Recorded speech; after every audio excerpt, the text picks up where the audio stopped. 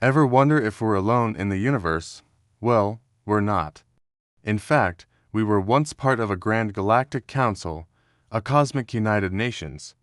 But we got kicked out, and the story of why is, well, it's very human.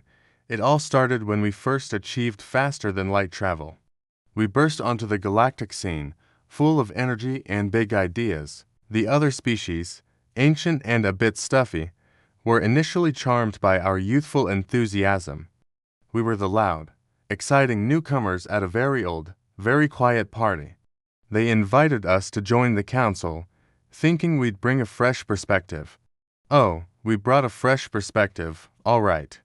The first issue arose during a debate about designating a planet, Xylos, as a protected nature reserve. The Xylosians were a simple, pre-sentient species living in harmony with their world. The council's plan was to leave them alone to evolve naturally. But our ambassador, a brilliant but notoriously impatient woman named Dr. Thorne, had a different idea.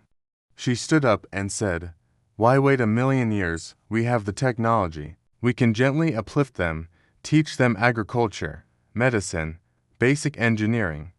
We can save them from eons of struggle." The council chamber went silent. The Zorgan representative, a being of pure energy, flickered with what could only be described as horror.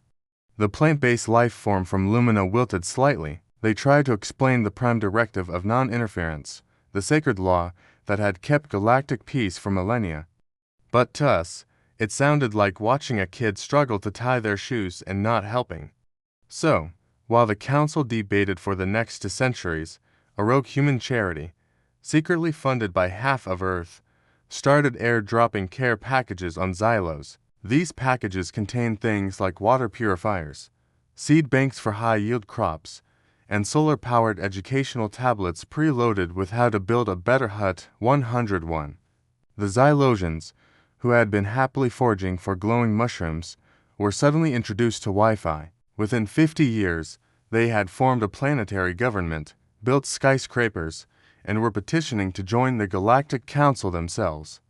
They were also dealing with brand new problems like traffic jams, reality TV, and existential dread. They thanked us, but some of the elders missed the glowing mushrooms. The council was furious. We had broken their most sacred rule, but that wasn't the worst of it. The real tipping point was the Great Galactic Bake-Off. Yes, you heard me right. To foster cultural exchange, we proposed a friendly competition. Every species would bring their most beloved dish. The Cathar brought nutrient paste derived from volcanic rock. The Glyptons offered a gelatinous cube that tasted faintly of ozone. And we brought cheesecake, and pizza, and chocolate chip cookies. It was a disaster. The other species' digestive systems weren't prepared for the holy trinity of sugar, fat, and carbs. The Cathar delegate went into a blissful food coma for 3 weeks. The Glypton ambassador started uncontrollably replicating after one slice of pepperoni pizza. The entire medical bay was filled with aliens, suffering from what our doctors politely called culinary overjoy. We had weaponized deliciousness.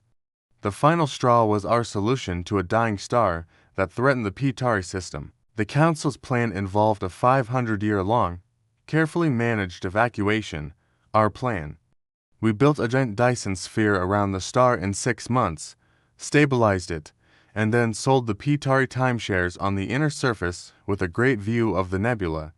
We solved their problem, but we also commercialized a galactic catastrophe. That's when they held the vote. It was unanimous. We were indefinitely suspended from the Galactic Council. The official reason was our chaotic, unpredictable, and dangerously efficient approach to problem solving. Unofficially, they were terrified of us. We didn't play by the rules because we were too busy trying to rewrite them for the better, even when nobody asked us to. So now, we're out here on the galactic frontier, the rebellious teenagers of the cosmos. The other races watch us from a safe distance, probably shaking their heads. But every now and then, when a black hole needs rerouting or a species needs to be introduced to the joy of a good brownie, we get a secret, anonymous call. They may have banned us from the party, but they still have us on speed dial. Thanks for watching. If you enjoyed this little piece of speculative history, hit that like button and subscribe for more stories from the cosmic weirdness. See you next time.